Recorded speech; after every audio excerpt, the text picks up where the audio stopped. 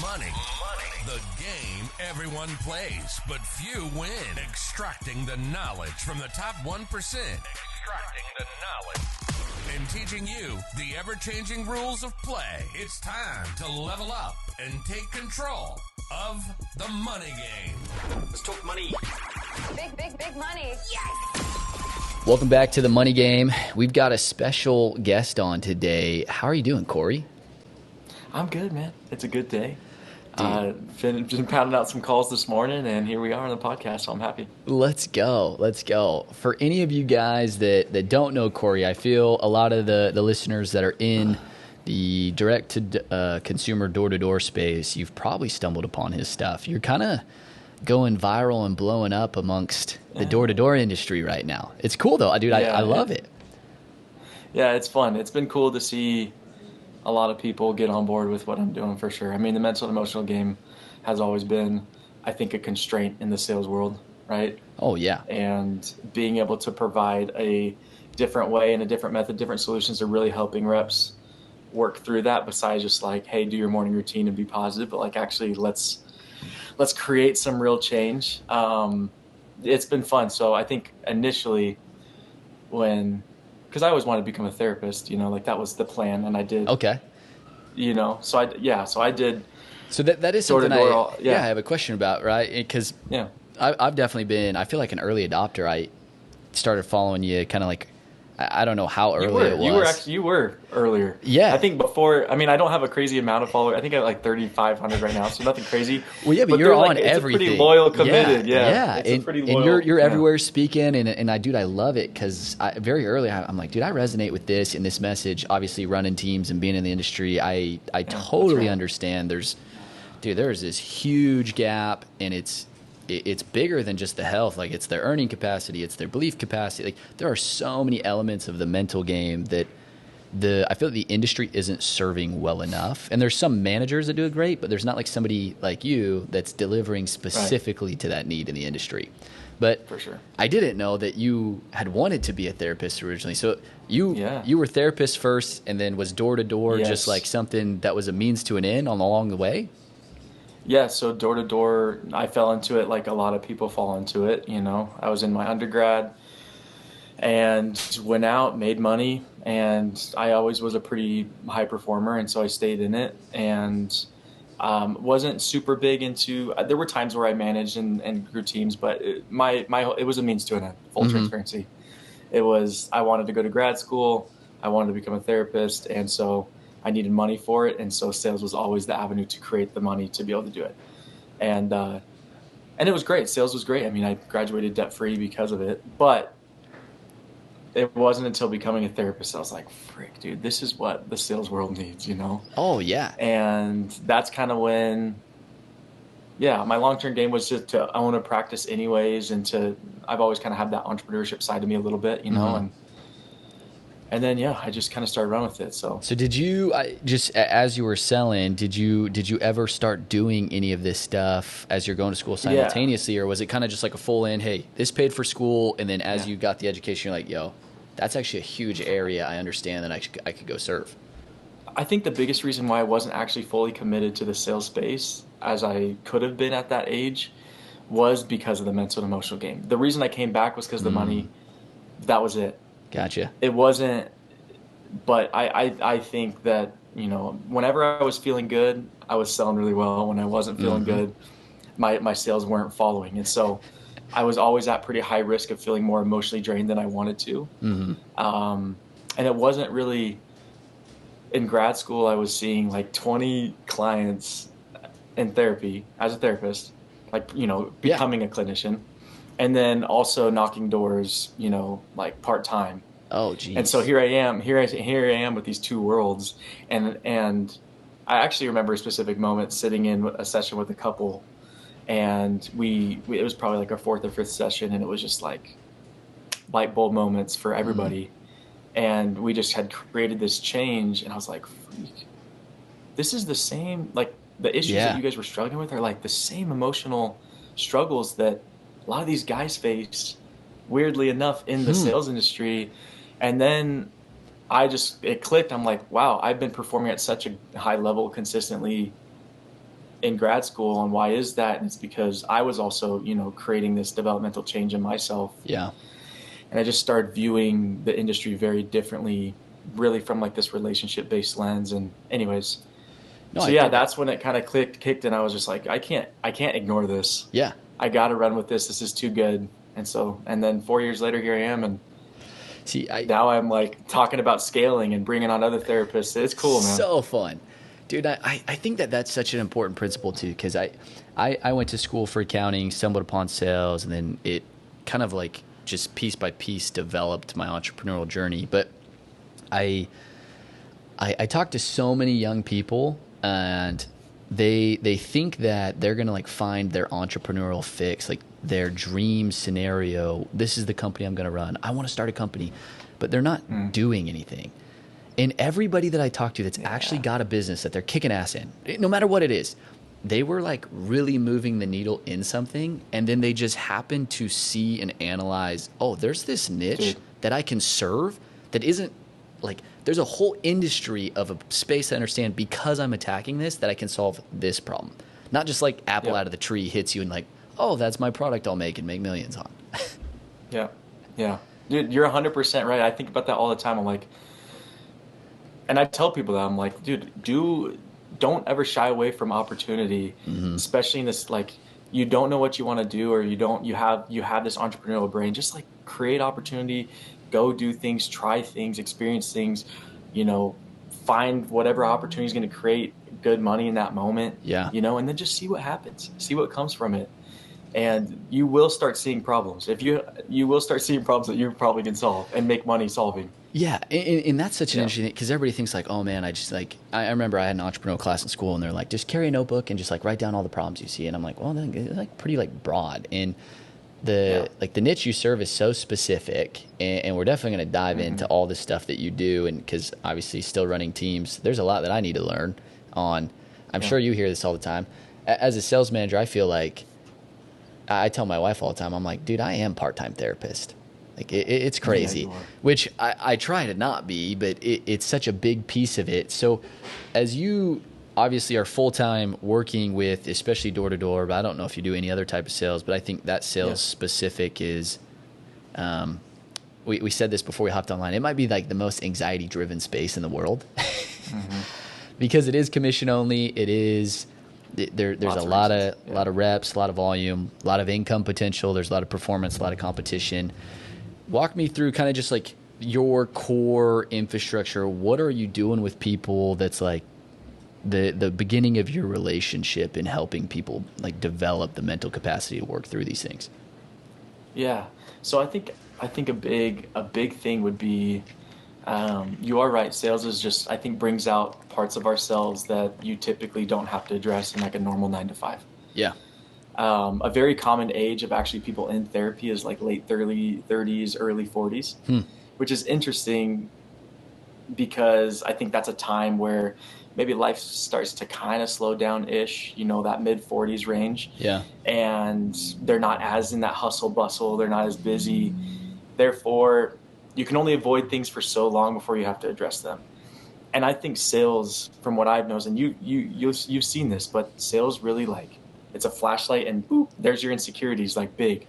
Dude, that's so funny. I say that all the time. I said, hey, this job, you don't understand this, but it's going to put your insecurities under a magnifying glass. So you better be ready. Yeah.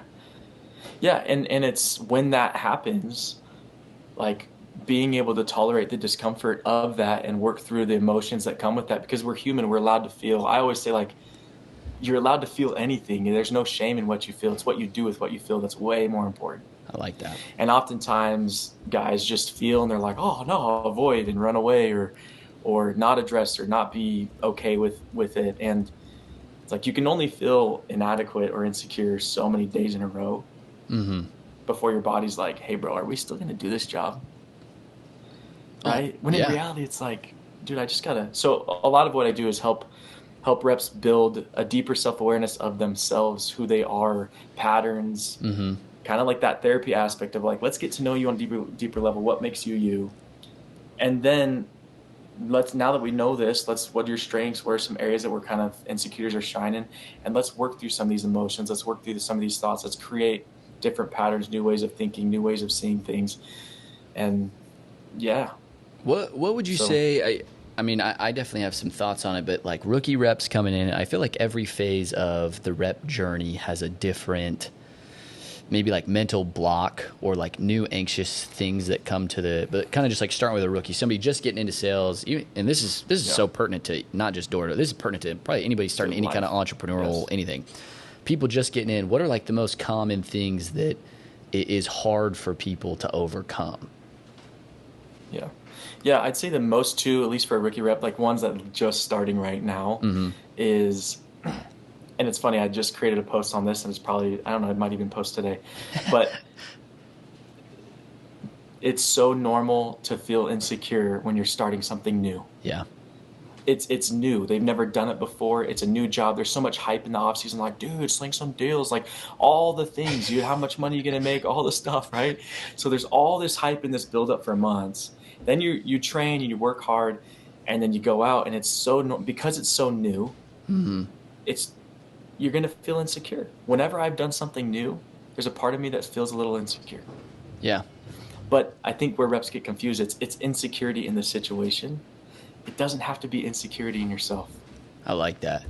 And a lot of guys, they just feel the emotion. They're like, oh, and they automatically just confuse it with insecurity in themselves because of the added pressure and all that stuff. And I'm like, no, dude, it's just insecurity in the situation. And the only way to become secure in that is literally go out, try, fail, learn, get back up, try, fail, learn, win, have success, and you gain situational security. The self security never had to fluctuate. And that's such that's an interesting point, because I had somebody ask me the other day. He's a sophomore rep, so somebody coming back, and he was like, "What do you think the difference is?" Because he's recruited a bunch of rookies. He's coming out, he's kind of running a little squad. He's like, "What is the difference between the rookies and the vets from like a mental component? Like, what is the edge?" And I've had this theory for a while, so it'd be interesting to hear what you think on it. But what you said makes me feel like it's true, that the lens that a vet has is they just have such a bigger sample size that they're able to hold like my personal value, my worth isn't tied to like this one no or this day of no's or this week of bad performance, because there's so much more out there. Where a rookie, it's like, I just transitioned into this space and I've only had a week, but I sold nothing. So now I suck and my life sucks. And I don't have a sample where I break through this, or I don't have a sample where those people that told me no also tell me yes. It's interesting. I don't know, like, do you feel like the sample size helps with that? Is there any other way to like expedite that? Yeah, I think it's to expedite it would just be setting those expectations and really, really trying to help rookies understand that as a manager, like help them understand the truth of sales, which is, you've heard me say this, within a level of consistency, right? Fluctuation is allowed. Meaning it's allowed to be 5 p.m. and me not have a deal yet. Yeah. Right? We don't want it every day, but it's allowed. Right? It's really a non-negotiable truth. Like, fluctuation is going to happen. We want consistency. We don't want too much fluctuation, but there's going to be moments where it feels like it's on the low end. You're like, oh, dude, what the heck's going on? I'm like, keep going. I promise you it's right around the corner. Right? And so I think, but people like you and me can really see the truth of that because we've experienced that. And we've had faith in those moments where fluctuation's on that low end. And then we just work a little, we put in that grit, and you're just like, oh, wow. Actually, this month turned it out to be a great month. Yeah. What are and so I think it's a matter of teaching that truth. But sorry. No, I like that a lot. I'm just stoked. I'm like, man, I'm pulling as much of this out because I know we're gonna pump this to my reps, and there'll be a ton of people that'll get a ton of value from this, because this is such. I love what you do, and I'm not like just blowing smoke at you. Like, dude, I've followed you for a long time, and I think this is just such a space that just it is a huge issue. And it's like something I don't feel people like. It's a constantly developing thing. So I want you to kind of talk to any rep, right? And I think everybody's gone through this moment where maybe they feel like they figured it out and they've had a moment of consistency, but they find themselves in like an impact or just kind of a crossroad of like, dude, what the hell am I doing out here?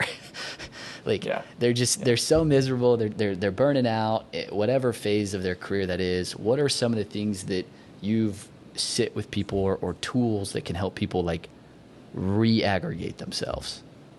Yeah. Yeah, that's a great question. So, full transparency, ideally we don't get to that deep of a point. Oh, So okay. now if we're at that point, totally allowed. Yeah. My whole theory would be there's going to be levels, right? Proactively Like, get so at against. that point, yeah, at that point that you're talking about, like, most likely, and I'm big into like identifying actually what you're feeling, Yeah. like, emotionally, Yeah. instead of just being like, dude, it's a hard day. It's like that rep that you're talking about, he's probably feeling helpless, right? He's probably feeling helpless, and I'm like, that's a really heavy emotion to Yeah. feel. I And most like that you and said that most of too, the because time, I do want to hit on that like for a sec, because you're totally right, and I've had that same situation with reps all the time where you can tell whatever their excuse or whatever's being articulated is not gonna like that's not the real problem, totally. and it never solves it. Yeah. Oh, dude, my pitch doesn't work anymore, dude. There's just absolutely no way you forgot how to freaking like knock the Yeah. door today. Yep. Yep. It's always typically a mental and emotional constraint more than it is Yeah. a logistical, my pitch isn't working. What they're really saying is, hey, dude, I'm feeling inadequate right now and I'm having a hard time. Keep going. Yes. 100%. And it's like, whoa, that's so different of a story. Yeah. That's so different of a situation. And you that's know? so And true. when managers hear oh, my pitch isn't working, they get anxiety and they're like, what do you mean it's not working? And it's like, we're still over here in La La Land when it's like, hey, this is the issue, buddy. Right? Yeah. And so, yeah, that's what I used to tailor my whole business towards, and it still looks like this, but towards like just reps in general and helping them mentally, emotionally. But recently I've been pushing a lot because I've just naturally now worked with a lot of managers and better helping managers understand how to help their reps mentally and emotionally in these moments and be able to kind of uncover and really get to that core constraint and actually help push them to change, rather than just avoid this and them be in the same situation tomorrow, you know? Dude, I totally, like, I could not agree more with that from experience, just sitting with reps. Totally. And I think the thing that me as a manager and as I continue to develop teams that I think I see developing managers just not anticipate is how much effort and energy it takes from the management side to actually get somebody, because it's really easy to be like, okay, dude, your pitch is broken, do this. But it's a lot of like emotional capacity and like time and energy to get somebody comfortable to say, well, I just didn't get out of my car today because I'm anxious as hell. And that's a harder thing to admit. Yeah, it is harder. And that's why you definitely got to create the emotional safety for your reps to be able to feel like they can approach you. But I think the misconception is like, wow, if I go there with my reps, it's actually going to create more issues and we're going to be here longer. When in reality, like, it might be in that moment, feels like I'm with them longer, now I'm talking with them and we're working through it. But if we can do it the right way, it has a less of a chance of creeping in tomorrow. Whereas if we avoid it and we just talk about the pitch, when in reality they're feeling inadequate and they're wrapped up in that emotion and they don't know how to work through it or whatever it may be, that emotion, and we're just avoiding it, that emotion is going to creep in tomorrow. Dude, we're going to be in the same crap cycle, you know? And so in reality, like, if you can figure out how to work through it with your reps, you're actually creating more time in the future.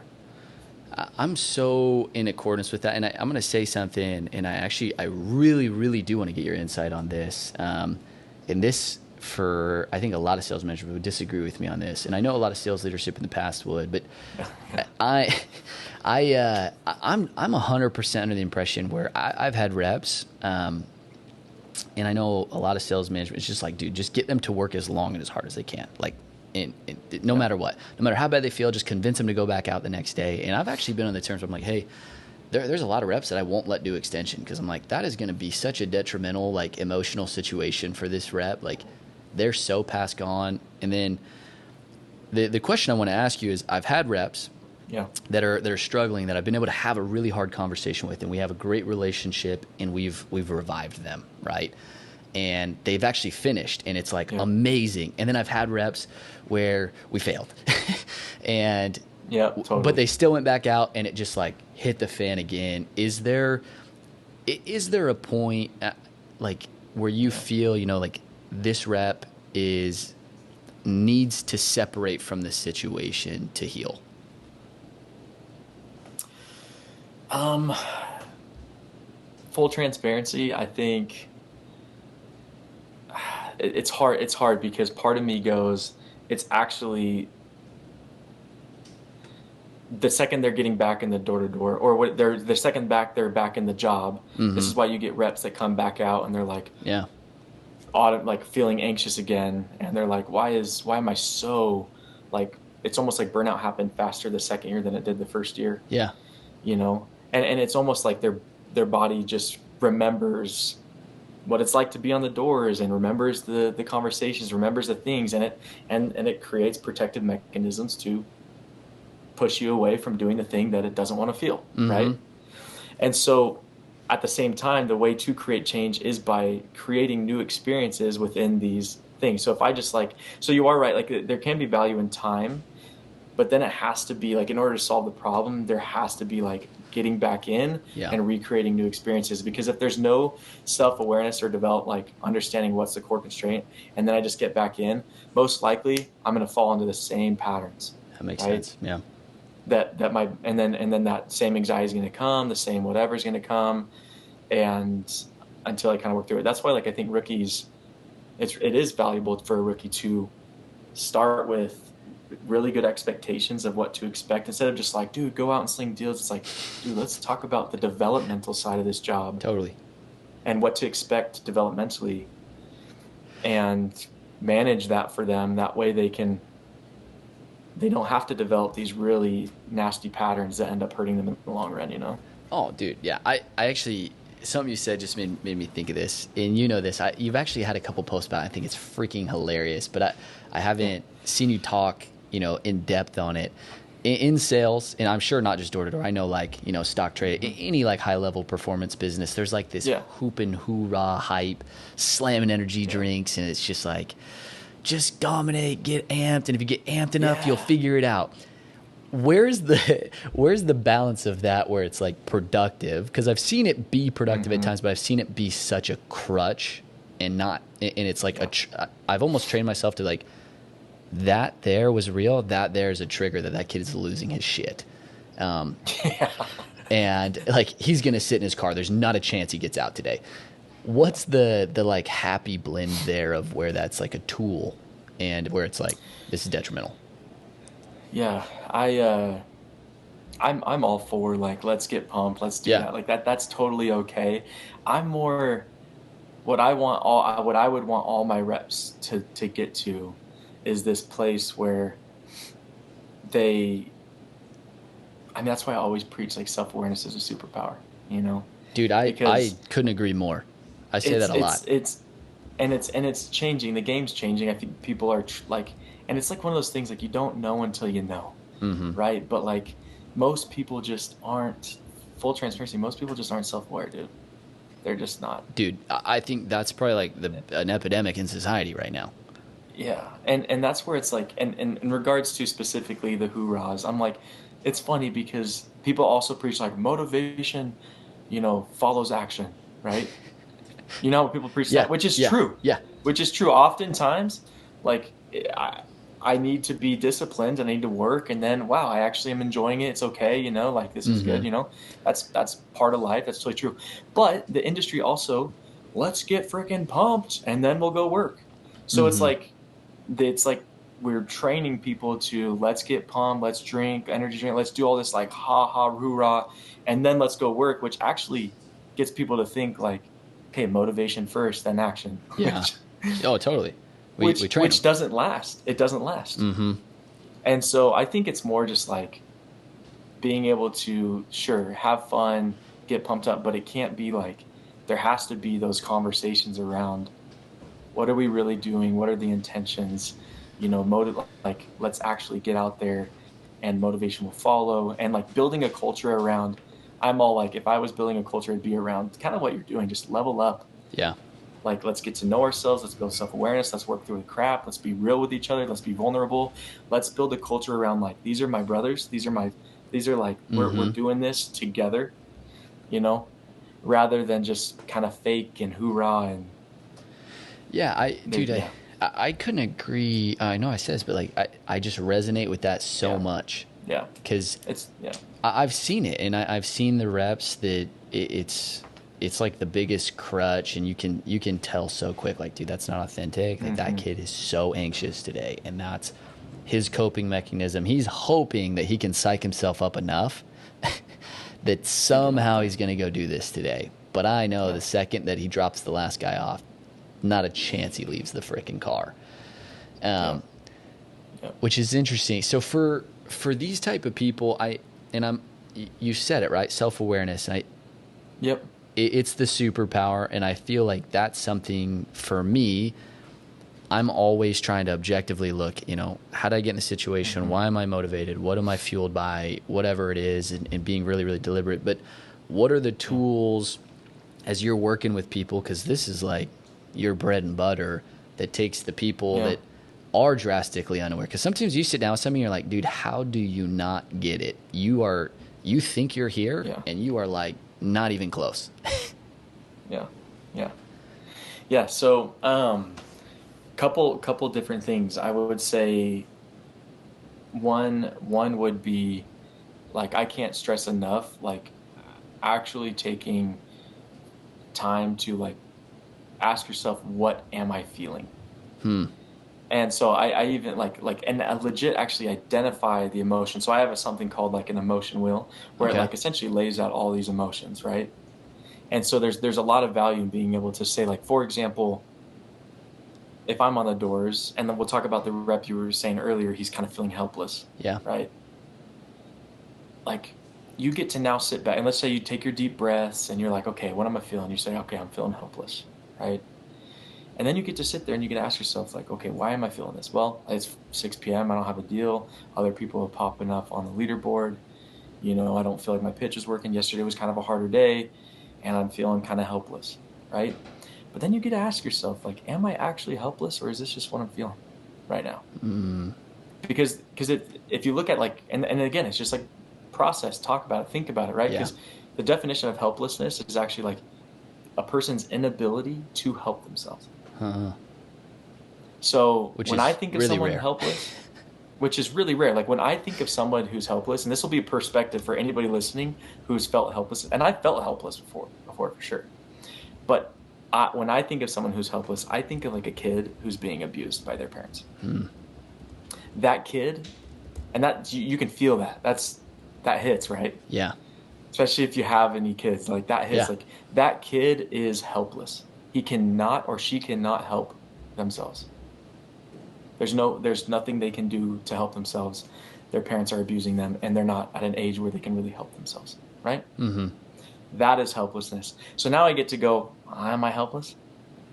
Actually, I'm not. And so helplessness wants to pull you and say, go back to your car, do this, sit on the curb, whatever it may be. And so a lot of what happens, and then people do that.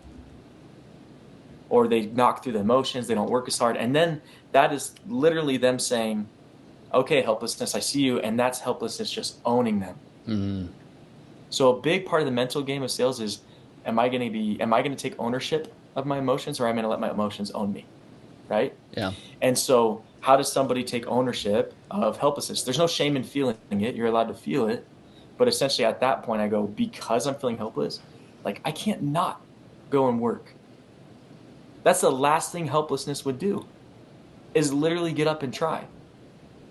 So I'm going to knock, and maybe to make it easier in my mind, I say, okay, I'm going to go knock 50 doors and literally give everything I got. Not just for the sale, but literally for the intention of working through this emotion. Because I'm capable, I'm going to do this. And this is the thing. This is the power of it. Is like, your body recognizes all that crap that you just did. Yeah. And is it hard to do that 50 doors? Of course. But the beauty of it is, more times than not, you walk away and you go, wow, I'm actually feeling capable. I'm feeling I'm feeling like I can help myself. Like, I am feeling adequate. I'm feeling, like in charge and control. And your brain goes, okay, maybe in these moments, like tomorrow, let's say it's another drought of hours where we haven't gotten a deal, your body doesn't release those emotions as fast because yesterday we handled it really well. Right? I like that. And so that would be like an example of taking that step back, building awareness, what's going on, and then making your choice. That's where people say like, oh, mental health's a crutch. Like, dude, no. If you work with me, you will literally, we're going to create change. We're going to level up. We're actually going to You've got to embrace take some action. And it might be hard at first, but every time I'm done working with a client, they're like, dude, this literally freaking changed my whole life. Dude, that's because the whole trajectory is different now, because now they're taking ownership of their crap, dude. You know? Yeah. And that's personally for me, like, why my business, truthfully, like, I think why my business has done so well is because there's been so many hard times, but I'm just handling it effectively.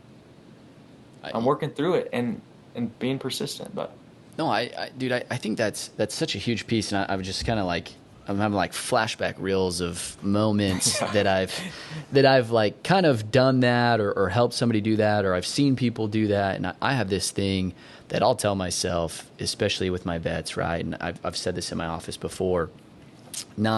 I really like the helplessness thing. I'm going to steal that, and we're going to have that. And we're going to have that in some spots. But the thing I've said is just like, dude, I mean, what do you actually have to lose, right? Like if I don't sell today, like do the apartments disappear? Like, am I not going to be fed tonight? Are my parents going to leave me? Like, is my girl going to leave? Like, probably not. So I might as well just go. I might as well just keep moving. And like, sometimes that for me, the like, what is actually on the line, not really anything, almost helps me go more than the, what do I have to gain? Of like, man, there's thousands of dollars to be made. There's all this motivation, but just the like, dude, I really have no risk. Legitimately, like honestly, zero risk, like helps me move more than like my push for gain. And what you just did there, and this is like a truth with just how the brain works, is that oftentimes if we can effectively change our perception, oftentimes emotions can shift too with it. Yeah. And that's where like, and people know that, but people are just like, oh, have a good attitude and be grateful.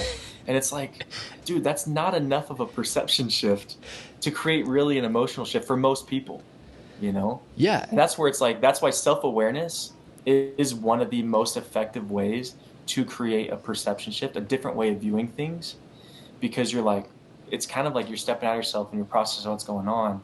That's exactly how I would describe it. Yeah. Is like looking at yourself almost from like, you know, an ethereal, like out of body experience.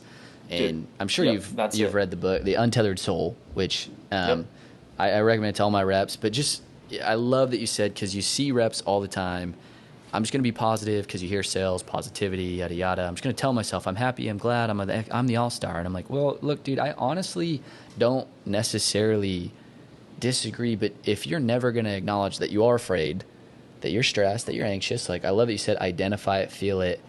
Because sometimes then when you look at it, you're and like, then choose. Yeah, like, dude, this is just my inner like biochemistry dialogue in my head. Like, it's not even me.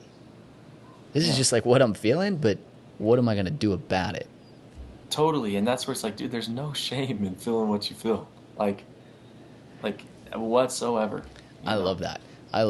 Well, just in the essence of obviously the podcast, the sales, and I think this is so big because I hope everybody listening understands like this does directly correlate to your earning capacity, because whether you're in-order sales or you're running any business or you're a secretary for a business, like there is no space where your optimum mental capacity performing like state isn't going to increase your ability to earn, invest, and just live your life.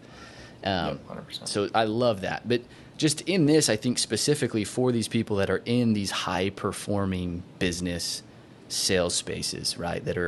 It's so competitive and it is so driven dollars, right? Like money is usually an initial factor, but eventually becomes a depleting motivator. What is it that reps can kind of like key on? What are some of those things as they hit a point where they feel content, that they can still begin to progress and find like fire to move? Yeah, I love that. So that's a couple things would be, there's a difference between content and complacency. Okay. Right? And I think people kind of confuse them. Yeah. Content is so normal to experience. It's actually like such a good thing to experience. Content is positive.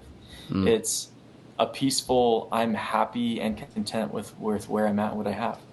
Right? Like I was just talking with a client this morning because he's in this dilemma. It's his second summer coming out, and performed well as a rookie, and he's performing well right now, and he's just finding himself like he has big goals this year. So he's going for a Golden Doors. He's got a big goal, and and so he's content. And I'm like, and he's like, I don't know, maybe 24, 25, and I'm like, how much money did you make this month after commission? He's like, I don't know, like $60K. And I'm like, do you need more than $60K a month as a 25-year-old? He's like, no. And I'm like, of course you're going to release the emotions of I'm content. Because you don't need more than that. Yeah, it's such a surplus. Now, the kicker though would be, yes, you don't need more than that, right? So it's okay to validate the emotions. I'm content. I'm at peace with this. Like, wow, this is such a cool spot to be. It's great to create this income to be like, I'm content. But that's where people confuse that, and then they sit there too long, and now they're not motivated, yada, yada. Then it turns into complacency. Complacency is kind of where it's like, I should do more, and now I'm kind of just like settling. Yeah. And there's that part of you, it doesn't line up with your values, right? Your choice to not work as hard, not to achieve, there's like that value, it's like that creates that cognitive dissonance. Yeah, we're just going backwards. Yeah, and so that's where like a lot of reps will end up falling, and then they feel like guilty about it and weird about it, when I'm like, oh, pause. Super normal experience to be in, okay? It's actually really cool that you got to this level, dude, of content. There's like a lot of reps don't even get there, bro. Right? Yeah. A lot of reps don't even get to this level of like, wow, I'm content. So like, congrats. You just did like the first, like one of the hardest levels of sales and making money. Now though, you get to ask yourself, okay, now that I'm content, okay, and this is what works for me personally, is I personally believe God needs more good people with good money. It's something that I love telling myself. I have it written down. I just believe it. It's a part of me, and God is totally okay with good people making good money, and he needs it. He absolutely needs it, because when people, and I've needed it in my life, there's been times I've needed help and people have given me hand-ups, not handouts, but just hand-ups, because they knew I was a hustler, they knew I was working hard, and they're like, hey dude, I want to help you, and it meant the world to me. And I'm like, God needs people like that are in a financial situation to be able to do something different than most people that most people can't, And so for me, that works for me. That's not going to work for everybody, but I think there's that value of like really asking yourself, you can content. What is your income amount where you're content? Is it 250K, 300K, whatever it may be, maybe 150K, whatever it is. Yeah. And you sit there and you're like, you're content.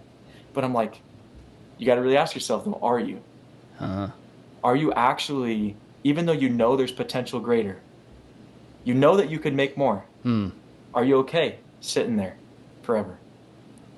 And most people, even though they're the content, they're actually going to choose, well, I don't know if I'd actually be happy with myself, because I know if there's a door in front of you that said, hey, here's $1 million, are you not going to open it? You're going to open it. And so so I think it just becomes an intentional choice, that awareness of like, I'm choosing, now that I'm content, to expand.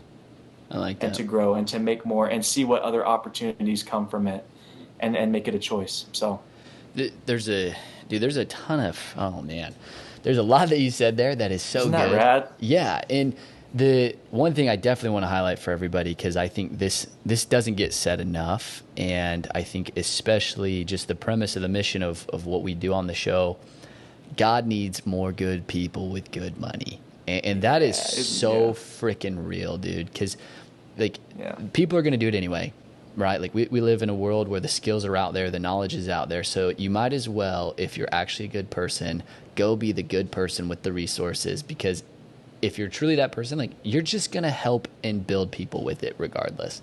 So like don't not achieve what God needs you to achieve. And I love that, dude. I love that.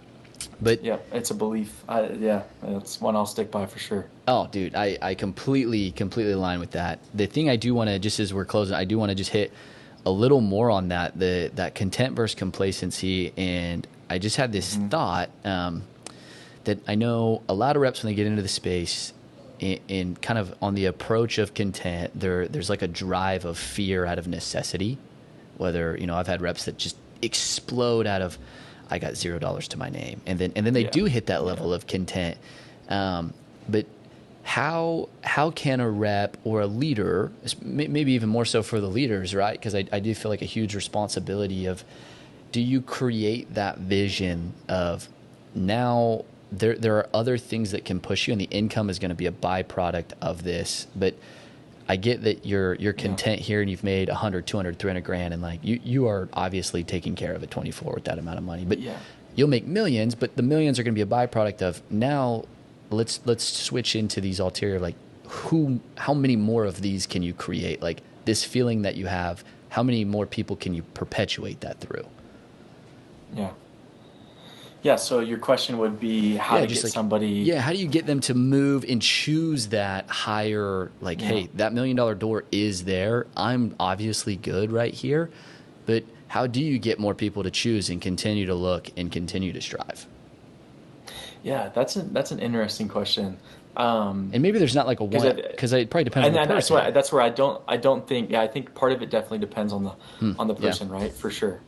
But with that, I do...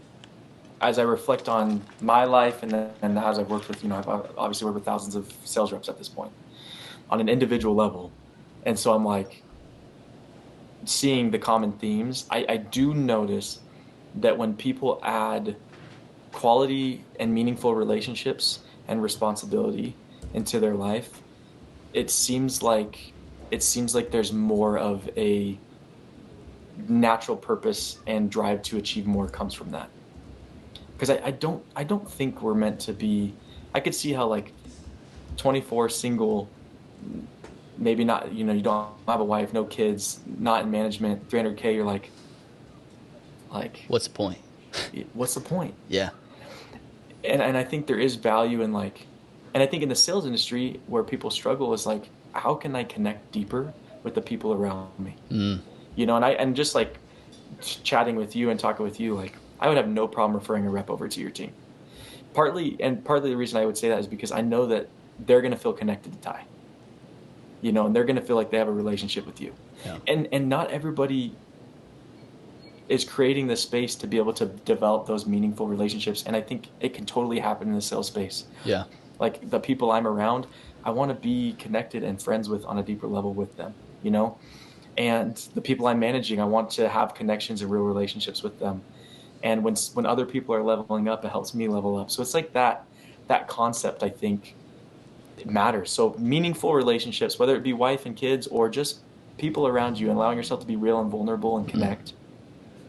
And then create responsibility for yourself, whether it be managing, building a team, start building something. And I think that just naturally becomes an aspect of it, I like that.